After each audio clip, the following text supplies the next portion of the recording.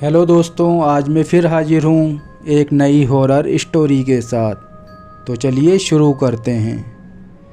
लखनवी अंदाज में पान थूकते चचा जैसे ही गलियारे से बाहर आए तो बर्तनों के गिरने की और चिल्लाने की आवाज़ें सुनी। चचा चिल्लाए, अरे बेटा अनिल, सब खैरियत से तो है ना? आखिर कब बंद होगा इनका रोज़ का लड़ना झगड़ना? अनिल अभी 5 साल का है और पड़ोसी चचा उसे बहुत प्यार करते हैं। वैसे तो अनिल लखनऊ से है, लेकिन अनिल के पिताजी और ताऊजी के परिवार के बीच अक्सर तनातनी रहती है। दोनों परिवार एक साथ एक बड़े मकान में साथ रहकर भी साथ नहीं रहते। रोज़ रोज़ की कहासुनी से तंग आकर अब अनिल के पिता गिरधारी लाल ने फैसला किया कि वह अपना परिवार लेकर देहरादून शहर में जाकर बस जाएंगे। गिरधारी लाल की लखनऊ में किराने की दुकान थी। दुकान कुछ खास तो नहीं, पर इतनी तो चल ही जाती थी कि परिवार का खर्चा निकाल सके। गिरधारी बचपन से ही गूंगे थे और वह लिखकर या इशारों से अपनी बात समझाया करते थे। उनके इस फैसले के बाद अब वह देहरादून में किराए के मकान में रहने लगे। रोजी रोटी का अब एक ही सहारा था, अनिल की मां जानकी। जानकी की देहरादून में बहुत जान पहचान थी, तो उन्होंने वहां एक प्राइवेट कंपनी में जॉब ढूंढ ली और गिरधारी ने एक छोटी मोटी किराने की दुकान वहां भी खोल ली थी। यह बात थी सन 1980 की। उस समय आज का उत्तराखंड उत्तर प्रदेश का हिस्सा हुआ करता था। देहरादून में अनिल ने अपनी पढ़ाई पूरी की और सन 2010 में वन विभाग में उसका चयन भी हो गया। अनिल अब 35 वर्ष का हो चुका था। सुंदर एवं गठीला, ऊंचाई लगभग 6 फीट, घुंघराले भूरे बाल, चेहरे पर हल्की दाढ़ी और नीली चमकती आँखें। 25 दिसंबर सन 2010 ये वो दिन था जब अनिल की पहली पोस्टिंग टिहरी ज़िले में हुई थी। वही जगह जहां का डैम पूरे विश्व भर में प्रसिद्ध है। अनिल ने पोस्टिंग लेटर ध्यान से देखा तो जगह थी पीपल डाली वन क्षेत्र, ग्राम चोंदना, जिला टिहरी गढ़वाल। पूरा परिवार सुबह 6 बजे उत्तराखंड परिवहन निगम की बस से टिहरी पहुंच गया और सामान ट्रक से गांव में पहुंचाया। ऊंचे ऊंचे पहाड़, हरी भरी वादियां, बादल, झरने देख अनिल अपनी पोस्टिंग से खुश था, क्योंकि वह हमेशा से पहाड़ों में रहना चाहता था। 5-6 घंटे के थका देने वाले सफ़र के बाद जैसे ही वह चोंदना गांव पहुंचा, वन विभाग के एक कर्मी केवल राम ने उनका स्वागत किया। उन्हें उनका मकान दिखाया और उनसे कहा, ये आपका सरकारी आवास है, आपको यहीं रहना है। मैं आपका सारा सामान निकलवा देता हूँ। कोई ज़रूरत हो तो मैं पास के ही क्वार्टर में रहता हूँ, आवाज़ लगा दीजिएगा। और ये है आपका सेवक चेतू, ये आपका ध्यान रखेगा। केवल राम ने चेतू से कहा, साहब के लिए गर्मा गर्म चाय ले आना और इनका ख्याल रखना। मैं चलता हूँ, कोई ज़रूरत हो तो बोलिएगा। यह कहकर केवल राम वहाँ से चले गए और चेतू सबके लिए चाय ले आया। अनिल को बड़ा अचरज हुआ। उसने चेतू से पूछा, क्यों भाई चेतू, तेरा नाम चेतू कैसे पड़ गया? चेत तो महीने का होता है ना? साहब, हमारे यहाँ जिस महीने में बच्चा जन्म लेता है उसी पर नाम रख देते हैं। सावन में हुआ तो सोनू, चैत में हुआ तो चेतू, बैसाख में हुआ तो बैसाखू, इसलिए मेरा नाम चेतू पड़ गया। हम सब हंसने लग गए। तुम बड़े ही रोचक आदमी लगते हो। अच्छा साहब, एक बात बोलूं, मेरा कोई नहीं है इस दुनिया में, क्या मैं आपको फैजी बोल सकता हूँ? अनिल ने उसे गले लगाया। कैसी बात करता है, हम हैं ना तेरे, तू मेरे छोटे भाई जैसा है। मेरा छोटा भाई अगर होता तो बिल्कुल तेरे जैसा होता। चेतू की आंखों से आंसू भर आए। ठीक है भेजी, रात होने को है, मैं खाना भिजवा देता हूँ, खाकर आराम कर लीजिए। चेतू नीचे की मंजिल में चला गया। अनिल और उसका परिवार खाना खाकर सो गया। रात के 1 ही बजे थे कि अनिल को अचानक पायल की आवाज़ सुनाई दी। आवाज़ भीतर के कमरे से ही आ रही थी। वह धीरे से भीतर के कमरे में पहुंचा। जैसे ही वो भीतर पहुंचा, एक तेज़ हवा का झोंका उसके बगल से गुजर गया, मानो कोई भीतर से बाहर वाले कमरे में चला गया हो। अनिल बहुत डर गया था। पीछे मुड़ा तो अब बालकनी से छनकार सुनाई दी और कुछ लड़कियों की हंसने की आवाज़ भी। कौन है वहाँ, कौन है? अनिल घबराकर बोला। इतने में बालकनी का दरवाज़ा एक झटके में अपने आप ही खुल गया। अनिल घबराया हुआ बालकनी में पहुंचा। उसने बालकनी की लाइट खोली तो देखा वहां कोई नहीं था। उसने बालकनी से नीचे झांका तो किसी ने उसे तेज धक्का मार दिया और वो बालकनी से नीचे लटक गया। अनिल चिल्लाया, बचाओ, कोई मुझे निकालो यहाँ से।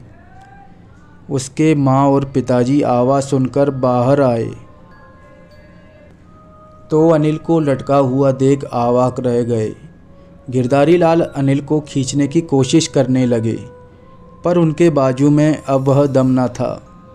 वो अनिल को नहीं खींच पा रहे थे कि इतने में चेतू दौड़ा दौड़ा नीचे की मंजिल से ऊपर आया। भेजी, घबराइए मत, मैं आपको खींच लूँगा।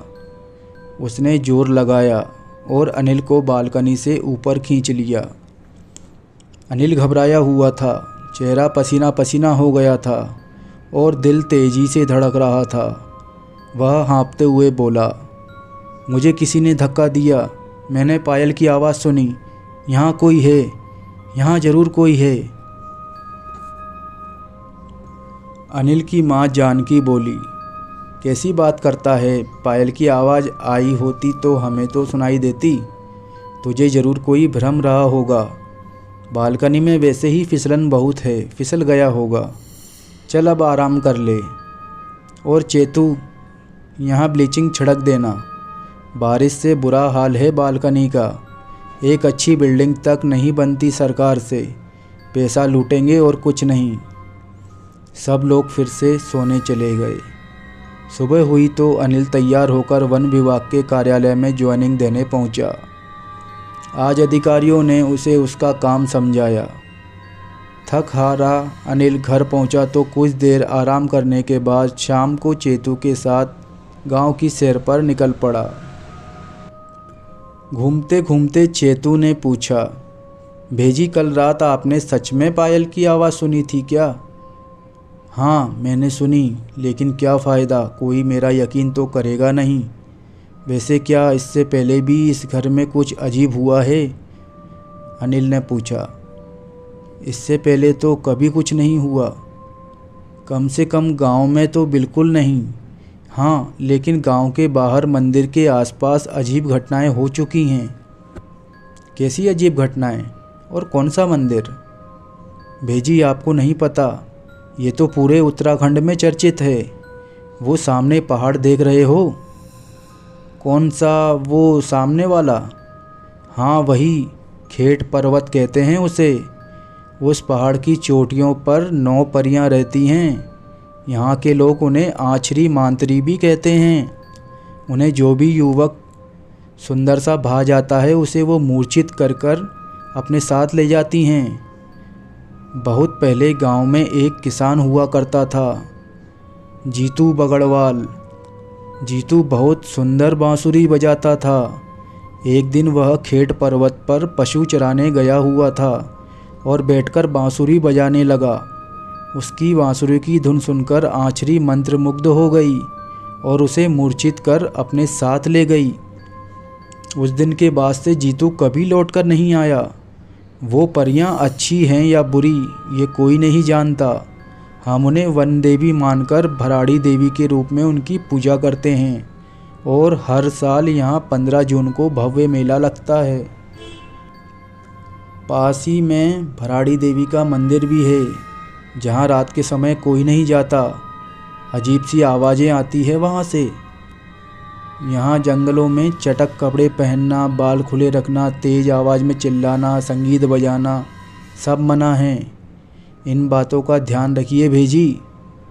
आपकी नौकरी तो वैसे भी जंगल की है। क्या उलझुल की बातें कर रहे हो? परियां सिर्फ कहानी में होती हैं। ये सच है भेजी, आप मानो या ना मानो। पिछले ही महीने यहाँ अमेरिका के यूनिवर्सिटी से कुछ लोग आए थे और इस बात की पुष्टि करके गए हैं कि यहाँ मंदिर के पास कुछ अदृश्य शक्तियाँ रहती हैं। उनके यंत्रों ने कुछ अलग तरह की ऊर्जा यहाँ महसूस की है। आप ज़्यादा सतर्क रहिएगा। अक्सर सुंदर लड़कों को उठाकर ले जाती हैं ये परियां। वैसे घबराने की बात नहीं, क्योंकि ये कहानियाँ बहुत पहले की हैं। हाल फिलहाल में तो काफ़ी समय से ऐसा कुछ नहीं हुआ, पर सावधानी ज़रूर बरतिएगा। भूलकर भी रात को मंदिर के पास और पर्वत पर मत जाइएगा। आगे अपना अपना विश्वास। मेरा काम था आपको सचेत करना, सो मैंने कर दिया। चलो ठीक है, जैसा भी है वैसे भी शादी की उम्र हो चली है। कोई लड़की ना मिली तो परी ही सही। अनिल यह कहकर हंसने लगा कि अचानक उसका पैर मुड़ गया। वह जोर से कराहा, क्या हुआ भेजी? लगता है मेरे पाँव की नस मुड़ गई, अनिल कहराते हुए बोला। रुको मैं देखता हूँ। अनिल के पैर के तलवे को हथेली से मलना शुरू कर दिया चेतू ने कि अचानक अनिल के पैर का दर्द सही हो गया। क्या बात है चेतू, तूने तो एक झटके में ही सही कर दिया, मानना पड़ेगा।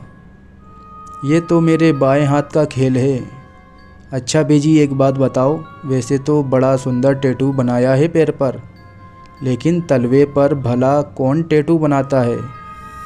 अनिल ने आश्चर्य से अपने पाँव का तलवा देखा तो हैरान रह गया। ये निशान तो मेरे पैरों पर पहले नहीं था। ये मेरे पैरों पर कैसे आया? अनिल ने उसे मिटाने की कोशिश की तो वह निशान सुर्ख लाल हो गया। ऐसा अजीबोगरीब निशान तो मैंने भी पहले कभी नहीं देखा। खैर छोड़ो, अंधेरा बहुत हो गया है, चलो घर चलते हैं। दोनों घर पहुँचे तो अजीब सी मायूसियत छाई थी। चारों तरफ अंधेरा और बिल्लियों की रोने की आवाज़। दरवाज़ा खोला तो अंदर से सफ़ेद कबूतरों का एक झुंड उनके सिर के ऊपर से उड़कर पहाड़ी की तरफ निकल गया। दोनों भीतर पहुँचे तो सन्न रह गए। अनिल की माँ और पिताजी ज़मीन पर बेहोश पड़े थे। वह जैसे ही उनके पास पहुँचा कि तभी अनिल को अपने आसपास किसी अदृश्य शक्ति की मौजूदगी महसूस हुई। उसे खिड़की से घूरकर कोई देख रहा था, मगर कौन? अनिल के पैरों पर वो निशान कैसे आया? गिरधारी लाल और जानकी कैसे बेहोश हुए? और खिड़की पर वो कौन था जो उसे घूर रहा था? तो चलिए आगे सुनते हैं। अनिल चिल्लाया, कौन है? कौन है वहाँ? उसे खिड़की के पीछे बालकनी से कुछ लड़कियों के हंसने की आवाज़ आने लगी, मानो वह उसके साथ कोई खेल कर खुश हो रही हो। वही आवाज़ जो उसे पिछली रात को सुनाई दी थी। इस बार अनिल पहले से अधिक सतर्क था। कौन है वहाँ बालकनी में? अनिल चिल्लाया। क्या हुआ भेजी? वहाँ बालकनी में कहाँ जा रहे हो? कौन है वहाँ? बालकनी में कोई तो है, मेरे पीछे पीछे आना। चेतू ने लाठी उठाई और अनिल के पीछे पीछे बालकनी में पहुँचा।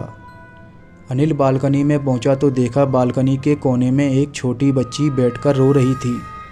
उसने हाथों से अपने घुटने जकड़े हुए थे और चेहरे के आगे भूरे काले बाल, वह अपना सिर झुकाए बैठी हुई थी। कौन हो तुम? यहाँ क्या कर रही हो? चेतू इधर उधर नज़र घुमाने लगा। कहाँ भेजी? किससे बात कर रहे हो? यहाँ तो कोई नहीं। चेतू उस लड़की को देख नहीं पा रहा था। अरे सामने ही तो बैठी है, कोने पे। ज्यों ही अनिल ने एकदम उसकी ओर आगे कदम बढ़ाया, अनिल के पैर का निशान तेज़ दर्द करने लगा। इतना तेज़ दर्द कि वो खुद को संभाल नहीं पाया और लड़खड़ाकर अपनी जगह पर गिर पड़ा। उसके पैर का निशान सुर्ख लाल होकर तपने लगा। अनिल दर्द से करा रहा था और वह लड़की कोने में बैठकर हंस रही थी। उसकी शैतानी हंसी सुनकर अनिल बहुत डर गया और दर्द से तड़पने लगा। अनिल चिल्लाया, मुझे पता है कि ये तुम ही कर रही हो, छोड़ दो मुझे वरना मैं दर्द से मर जाऊंगा। चेतू को कुछ समझ नहीं आ रहा था कि ये क्या हो रहा है। वह अनिल के पैर के निशान को जलता देख आश्चर्य में था। भेजी, ये क्या हो रहा है? मैं क्या करूं? कुछ समझ नहीं आ रहा। हे भराड़ी माँ, रक्षा कर। अचानक अनिल के पैर का दर्द सही हो गया। घर के खिड़की दरवाजे तेज़ी से हिलने लगे, तेज़ हवाएं चलने लगी, बादल गरजने लगे। एकदम खौफनाक माहौल, चारों ओर बिल्ली के रोने की मनुसियत, और उस माहौल को और खौफनाक बनाती उसकी शैतानी हंसी। उस लड़की ने धीरे धीरे अपना सिर उठाया। उसके सिर के बाल उसके चेहरे को ढके हुए थे, इसलिए अनिल उसका चेहरा नहीं देख पा रहा था। जैसे ही उसने अपना सिर उठाया, वह ज़ोर से चिल्लाई। उसकी भयानक चीख सुन अनिल सिहर उठा। चिल्लाते ही वह बच्ची वयस्क रूप में आ गई। उसके कंधे अब चौड़े हो गए और कंधों से पंख निकल आए, और देखते ही देखते वह चेतू के बगल से उड़कर पहाड़ी की तरफ चली गई।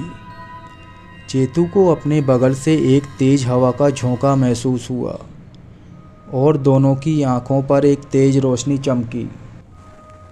अनिल के कान में एक आवाज़ आई, भेजी क्यों रुक गए? क्या सोचने लगे? अभी तो आपको घर जाने की जल्दी थी। चलो, मुझे खाना भी बनाना है।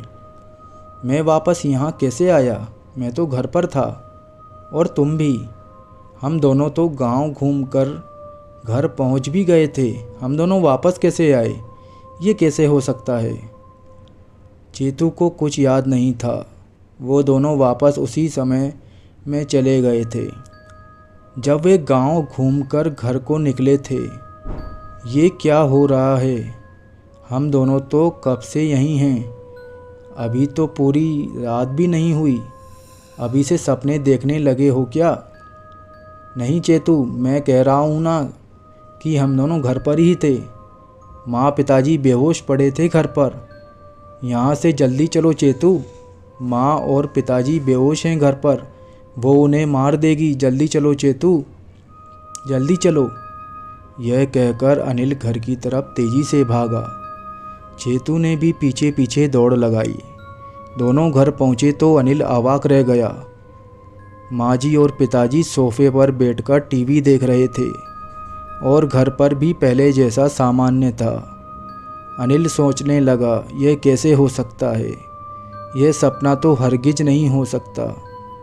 वह बोला, माँ, यहाँ कुछ हुआ था क्या? होना क्या था? तेरा और चेतू का इंतज़ार हो रहा था। और चेतू साहब, शायद आप भूल गए कि आपको खाना भी बनाना है। कहाँ चले गए थे इतनी देर से? भेजी को गांव दिखाने ले गया था माँ जी। चेतू और अनिल भीतर के कमरे में गए। क्या भेजी, आप भी? मुझे डरा ही दिया। सब ठीक तो है ना? आपने कोई सपना देख लिया? आराम कर लो। कल से ना जाने क्या हो गया है आपको। मैं खाना बनाने जाता हूँ, ख्याल रखना। अनिल ने अपने पैर पर देखा तो वो निशान अब भी था। अनिल को पता चल चुका था कि यह निशान उस परी ने दिए हैं जिसका वह चेहरा तक नहीं देख पाया था। वह इतना समझ चुका था कि वह जो भी है बहुत खतरनाक और शक्तिशाली है। अनिल के साथ परियों ने छल किया था और वह आने वाले खतरे से बिल्कुल अनजान था।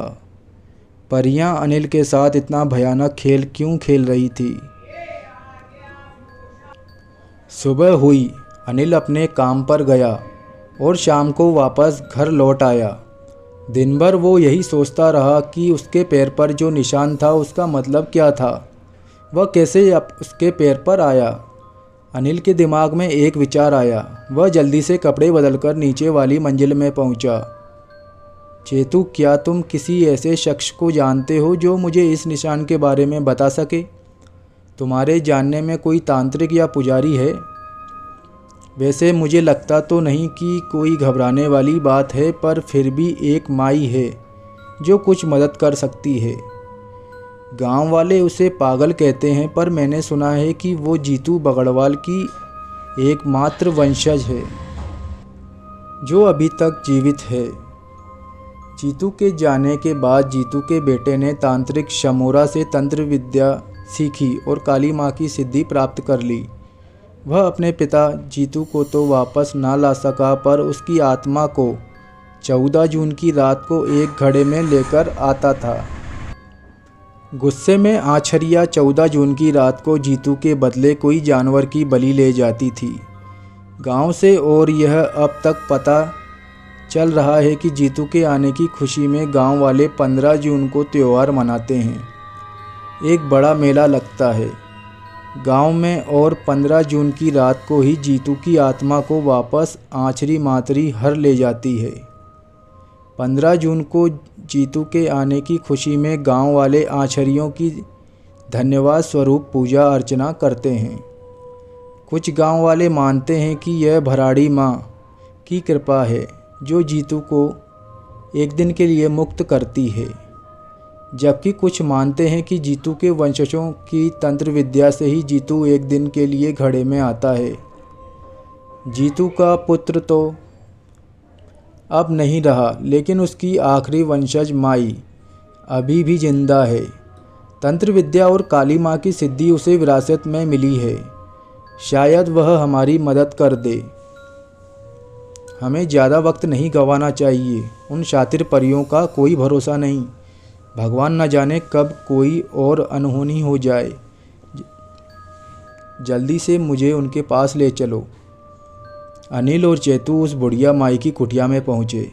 अनिल जैसे ही भीतर पहुँचा तो देखा जगह जगह कोटरों में रखा रक्त, जले हुए बालों की बदबू, मोमबत्ती की हल्की रोशनी, खिड़की पर लटका नर कंकाल और मानव खोपड़ियों की गोल श्रृंखला के बीच बैठे काले कपड़े पहनी एक औरत, सिर पर सफ़ेद बिखरे बाल, लाल आँखें, हाथों पर बड़े बड़े डरावने कंगन, माथे पर लाल बड़ा टीका और गले में मुंडमाला। चेतू बोला, माई आपसे कोई मिलना चाहता है। चेतू की बात काटते हुए माई बोली, मुझे मालूम है, आखिर तुम आ ही गए मेरे पास। मैं 60 साल से तुम्हारा इंतज़ार कर रही हूँ। क्या मेरा इंतज़ार? लेकिन क्या कह रही हो आप? पूरे गांव में मेरे परिवार के लोगों के अलावा उन्हें किसी ने नहीं देखा। उन्हें मेरे और तुम्हारे अलावा कोई नहीं देख सकता, और जो देख भी सकता है वो इस दुनिया में वापस नहीं आ सकता। माई कुटिल हंसी में बोली, परियों ने तुम्हें चुना है। हाँ, तुम्हें। ये क्या कह रही हो माई? हम तो आपसे मदद लेने आए हैं। अगर जो आप कह रही हो वो सच है तो भेजी को बचा लो। आप जो मांगोगे मैं वो दूंगा। मेरे भेजी को बचा लो। सब कुछ दे सकते हो? हाँ, सब कुछ, जो भी मेरे पास है। खुद की बलि दे पाओगे? माई शैतानी हंसी में बोली, ये क्या कह रही हो? चलो चेतू यहाँ से। मुझे नहीं लेनी इनसे कोई मदद। ना जाने किस पागल बुढ़िया के यहाँ ले आया। चल यहाँ से। कहाँ चल दिए? दोबारा वो मंजर नहीं देखोगे। अनिल बाहर जाने के लिए मुड़ा ही था कि उसकी आंखों के सामने फिर वही घटनाक्रम दौड़ने लगा। वही परी और पिछली रात का सारा घटनाक्रम एक बार फिर अनिल की आंखों के सामने था। अनिल ज़मीन पर गिर पड़ा। इसे बंद करो, इसे बंद करो, भगवान के लिए इसे बंद करो। मैं तुम्हारे आगे हाथ जोड़ता हूँ, मुझे बचा लो इस परी से। चेतू को अब भी कुछ नहीं दिखाई दे रहा था। चेतू ने अनिल को उठाया। बेजी, सब ठीक हो जाएगा। सब ठीक हो जाएगा भेजी। क्या तुमने मेरे भेजी के साथ दुष्ट बुढ़िया? नीची आवाज़ में बात करो। मैंने ये शक्तियाँ मनोरंजन के लिए हासिल नहीं की बच्चे। इसे मेरी शक्तियों पर भरोसा नहीं था, इसलिए मैंने इसे वो सब दिखाया जो इसने पिछली रात को देखा था। और ये निशान कितना प्यारा है ना, मुझे इसे देखने दो। तुम किनारे हट जाओ चेतू, मुझे इसका निशान देखने दो। चेतू कुछ पीछे हट गया और माई अनिल के निशान पर हाथ फेरने लगी। बहुत दर्द देता होगा ना ये निशान। मेरे हाथ पर देखो, ऐसा ही निशान है ना, ये तुम्हारे तलवे पर, बिल्कुल यहाँ पर तुम्हारा वाला मुझे ज़्यादा अच्छा लगा, गोरी चमड़ी है ना। यह कहकर शैतानी हंसी हंसने लगी माई। अचानक दो गिद्ध बाहर से उड़कर खिड़की से भीतर आ गए और माई के दोनों कंधों पर आकर बैठ गए। माई उन्हें अपने लंबे घिनौने नाखूनों से सहलाने लगी। आ गए मेरे बच्चे, आ गए, क्या लाए हो मेरे लिए? माई ने गिद्धों से पूछा। यह कहते ही दोनों गिद्धों ने उल्टी कर दी। दोनों ने मुंह में दो मरे हुए बदबूदार चूहे ज़मीन पर गिरा दिए। माई ने उन चूहों को पूंछ से उठाया और खा गई। स्वादिष्ट है। अरे मैं कितनी लोभी हूँ, खुद ही खा गई, तुम्हें पूछा तक नहीं। रक्त पियोगे? पियोगे रक्त? बहुत स्वादिष्ट होता है, लाल लाल गाढ़ा गाढ़ा। ये वाला कटोरा देख रहे हो, ये वाला मुझे बहुत अच्छा लगता है। इंसानी खून कभी कभार ही मिल पाता है, इसलिए थोड़ा थोड़ा करके पीती हूँ इसे, लेकिन आज मैं इसे पूरा पीऊँगी। उसने वह कटोरा एक हाथ में लिया और दूसरे हाथ में एक नुकीली कील जैसी चीज़ उठाई और उनमें से एक गिद्ध की आँख में घोंप दी। उसने उसकी दोनों आँखें निकाल ली। यह सब बहुत घिनौना और डरावना था। उसने वह खून से लथपथ आँखें इंसानी खून वाले कटोरों में डुबा दी। अब इसे पीने में और मज़ा आएगा। वह शैतानी हंसी में ज़ोर से हंसने लगी। गिद्ध खून से लथपथ तड़प रहा था। माई ने उसे उठाया और एक मिट्टी के घड़े में डाल दिया। घड़ा उसके तड़पने से इधर उधर डोलने लगा। देख रहे हो ये घड़ा, वह बेजान कितना तड़प रहा होगा अंदर, बेचारा, दया नहीं आई माई। तभी उसने एक मानव खोपड़ी गुस्से में दीवार पर पटक दी और बोली, ऐसे ही तड़पती होगी जीतू की आत्मा घड़े में, ऐसे ही तड़पती होगी। उसने वह खून भरा कटोरा घट-घट कर पूरा एक सांस में पी लिया, मानो कई वर्षों की प्यासी हो। गिद्ध की आंखें चबाते हुए उसे देखकर बहुत घिनौना लगा। जैसे ही उसने वो चबाया, उसके मुंह से सफ़ेद द्रव्य की पिचकारी निकली। उसका मुंह खून और सफ़ेद द्रव्य से भरा हुआ था। छी, ये सब कितना घिनौना है। तुमने एक बेजुबान को मार डाला। तुम बहुत बुरी हो, बहुत बुरी। हाँ बेजी, सही कह रहे हो, तुम बहुत घिनौनी हो। तुम्हें हमारी मदद करनी भी है या नहीं? माई बोली, मदद? वह तो मैं कब से कर चुकी हूँ, वरना वो परियां तो इसे कल रात ही उठा कर ले जाती और तुम बैठे बैठे आंसू बहा रहे होते या मारे जाते, और फिर मैं तुम्हारा रक्त पी रही होती। वैसे बहुत स्वादिष्ट होगा ना तुम्हारा रक्त। वह नुकीली कील लेकर चेतू की तरफ बढ़ी। इधर आओ, मुझे चखने दो। अनिल ने माई को धक्का देकर चेतू से दूर हटाया। दूर हो जाओ चेतू, दुष्ट बुढ़िया, वह शैतानी हंसी में बोली। दुष्ट नहीं, तुम्हारे लिए मैं भगवान से कम नहीं हूँ। मेरी पूजा करो। ये निशान देख रहे हो, ये मैंने दिया है तुम्हें। ये निशान तुम्हें परियों से बचाता है। जब भी आँचरी तुम्हारे पास आने की सोचती है, ये निशान तुम्हें उनसे दूर रखता है। लेकिन कल रात मैं भी चौंक गई। उसने तुम्हारा ये निशान जलाने की कोशिश की। वो बहुत ताकतवर है, पर अफसोस कि वो ये ना कर सकी। एक परी इतनी ताकतवर है तो 9 परियां कितनी ताकतवर होंगी। इस निशान को मैं पिछले 20 सालों से बना रही थी। इसमें बहुत सारे मंत्र डाले थे मैंने, और उस परी ने एक झटके में ही ये निशान लगभग जला ही डाला था। माई चिमटा लेकर अनिल के पास आई। मुझे अपने पैर का निशान दिखाओ। अनिल ने बैठकर उसे वह निशान दिखाया। माई ने निशान देखा भी नहीं और एक झटके में चिमटे से अनिल के पैर का एक नाखून उखाड़ लिया। अनिल दर्द से चिल्लाया। उसे असहनीय दर्द हो रहा था। पूरा पैर खून से लथपथ हो गया था। चेतू चिल्लाया, दूर हो जाओ, ये क्या कर रही हो। चेतू ने माई को जोर से धक्का दिया और अनिल की चोट पर बांधने के लिए कपड़ा ढूंढने लगा। अनिल दर्द से करा रहा था और माई किसी प्यासी बिल्ली की तरह उसके खून को अपनी काली जीभ से चाट रही थी। चेतू को कहीं कपड़ा नहीं मिला तो उसने अपनी शर्ट का कपड़ा फाड़कर अनिल के पैर की उंगली में बांध दिया। घबराओ नहीं, ये ज़रूरी था। मुझे इसके लिए एक ताबीज़ बनाना है। ये निशान अब ज़्यादा सुरक्षित नहीं है। यह कहकर माई ने अनिल के नाखून को एक लाल कपड़े से बांध दिया और उस पर मंत्र फूंकने लगी। उसने एक काले धागे में उसे लगाकर अनिल के गले में डाल दिया। यह तुम्हें बचाएगा आछरियों से। जाओ, अब तुम मुक्त हो, जाओ। चेतू ने अनिल को सहारा देकर उठाया और दोनों वहाँ से चले गए। 5 महीने बीत चुके थे और अनिल के साथ अब तक वो कुछ भी विचित्र घटित नहीं हुआ था। वह अब खुश था। चेतू एक दिन अनिल के साथ बैठा था। दोनों शाम को अक्सर बालकनी में बैठकर चाय पिया करते थे। अनिल चेतू को कभी भी यह महसूस नहीं होने देता था कि वह अनिल का सेवक है। दोनों भाइयों की तरह हमेशा प्रेम से रहते थे।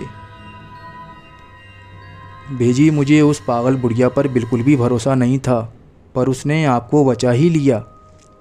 हाँ चेतू, मैं भी यही सोच रहा था। वो तो खुद किसी शैतान से कम नहीं है, पर उसने बचा ही लिया।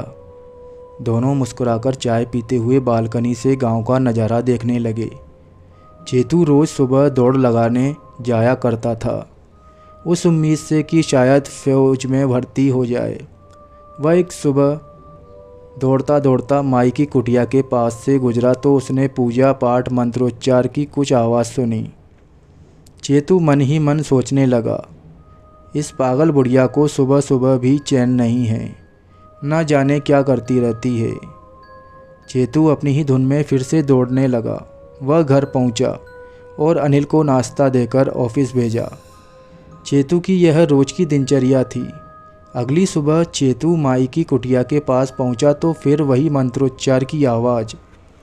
जब रोज़ रोज़ ही उसे यह सुनाई देने लगा तो चेतू ने सोचा कि क्यों ना कुटिया में झांक कर देखा जाए। चेतू ने झांक कर देखा तो माई के साथ 5 और तांत्रिक भी थे। उन सब ने एक बड़ा घेरा बनाया था जिसके अंदर वह सब बैठकर मंत्र पढ़ रहे थे। चेतू जानना चाहता था कि आज के दिन माई जीतू की आत्मा को घड़े में लेकर आती है। वह कुछ देर वहाँ रुका कि उसने देखा माई और सभी तांत्रिक एक साथ उठकर बाहर निकले और नदी की तरफ जाने लगे। चेतू भी मौका देखकर कुटिया के अंदर घुस गया।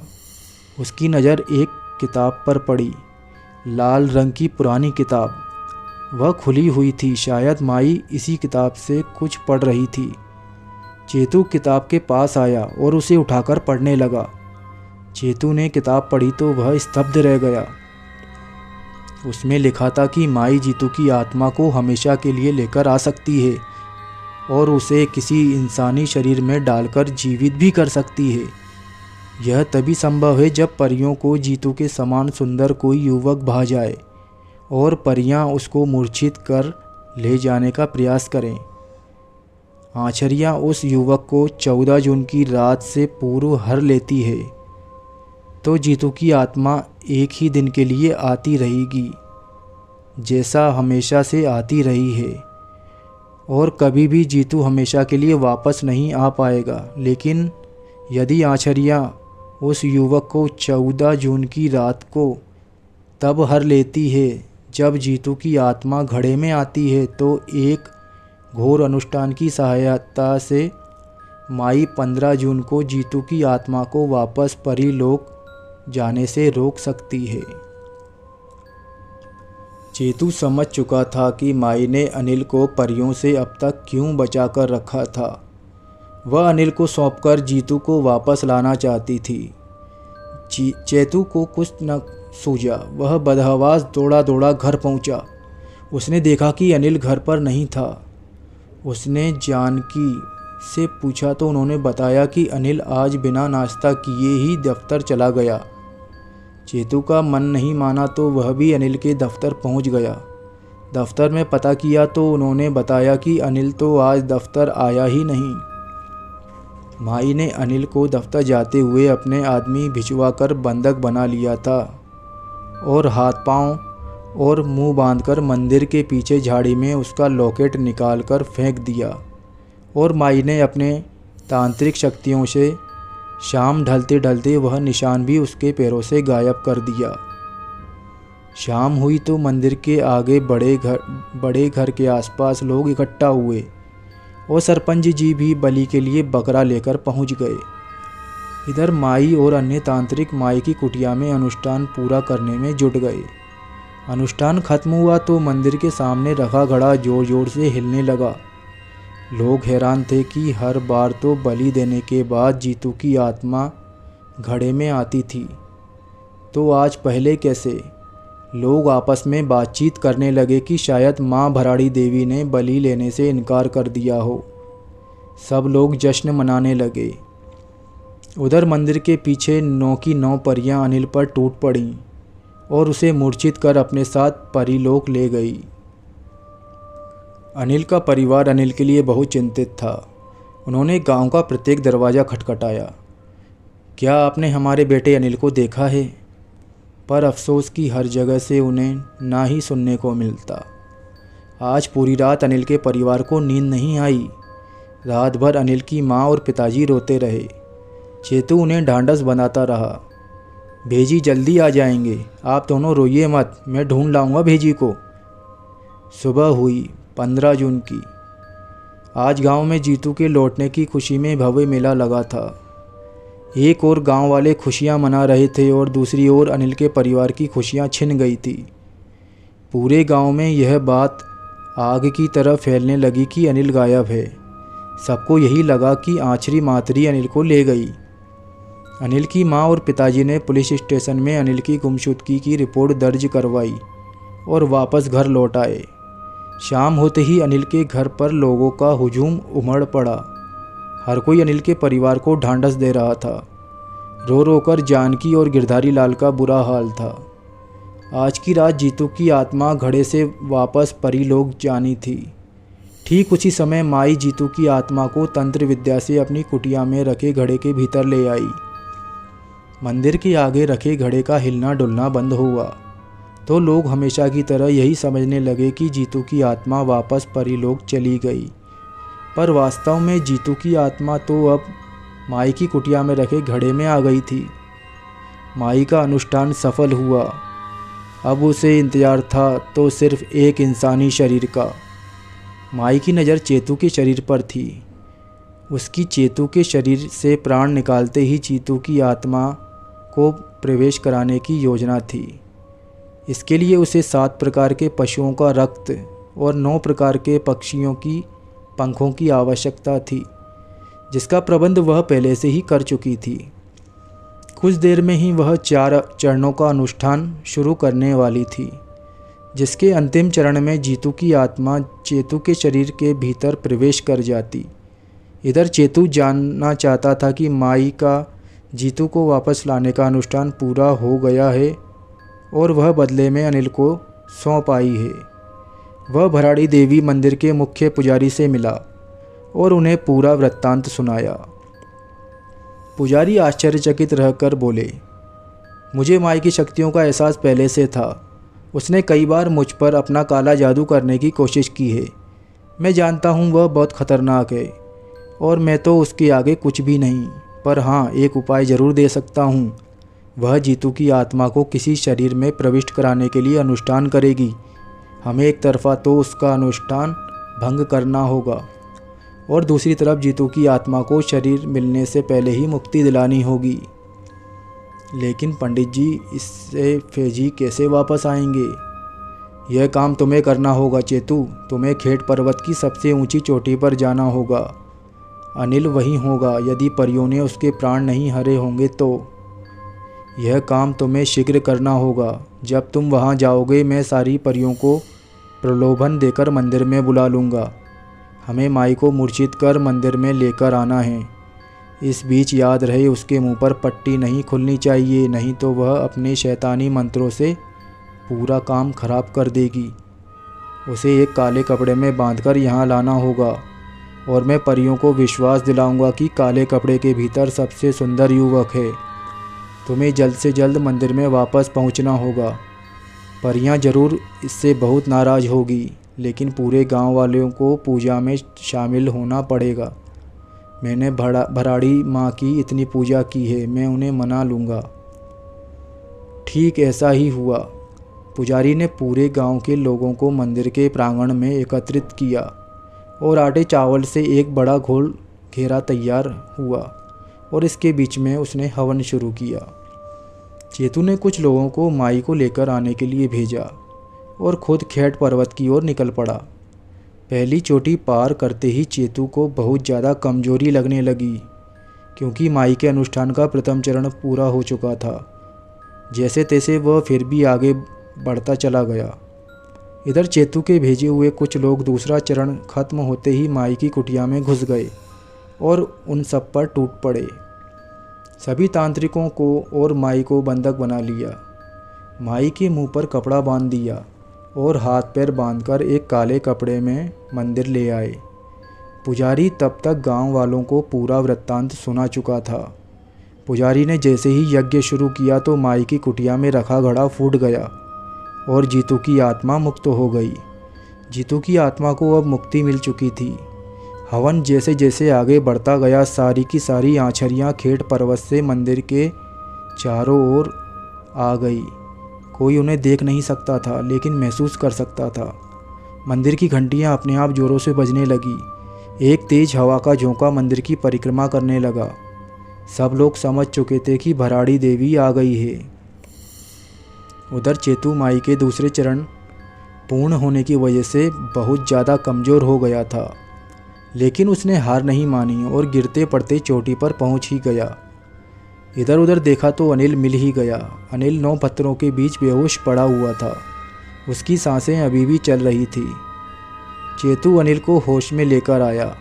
अनिल जैसे ही होश में आया, चेतू ने उसे सब कुछ बताया। चेतू अब चलने की हालत में नहीं था, तो अनिल उसे उठाकर मंदिर की ओर ले गया।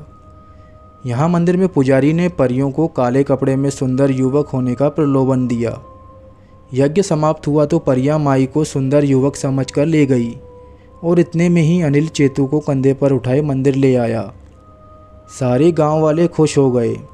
पुजारी अनिल और चेतू को बिना वक्त गवाए घेरे के बीच में ले आया। परियों को पर्वत पर पहुंचाकर जब पता चला कि उनके साथ छल हुआ है तो उन्होंने माई को मार डाला और मंदिर में वापस आ गईं। परियां बहुत क्रोधित थी। उन्होंने मंदिर के आसपास के पेड़ गिरा दिए। चारों ओर आंधियां चलने लगी। पुजारी ने एक बार फिर मंत्रोच्चार शुरू कर दिया। परियों ने बहुत कोशिश की, लेकिन वो घेरे के भीतर नहीं आ पा रही थी। पुजारी परियों का गुणगान शुरू करने लगा। उसने उठकर भराड़ी माँ की आरती शुरू कर दी। सारे गांव वाले भी खड़े होकर आरती गाने लगे। पुजारी ने जैसे ही आरती के अंत में शंख बजाया तो आंधी चलना बंद हो गई। पूरा गांव हाथ जोड़कर खड़ा था। सब लोग याचना करने लगे, माँ आपने तो हमेशा हमें सुख समृद्धि दी है, हमने आपको देवी माना है, अनिल को छोड़ दीजिए माँ। पूरे गांव वालों की याचना और भक्ति देख आँछरियाँ द्रवित हो गई और वापस खेट पर्वत पर लौट गई। गांव वाले जश्न मनाने लगे। और जानकी और गिरधारी लाल ने अनिल और चेतू को गले लगा लिया।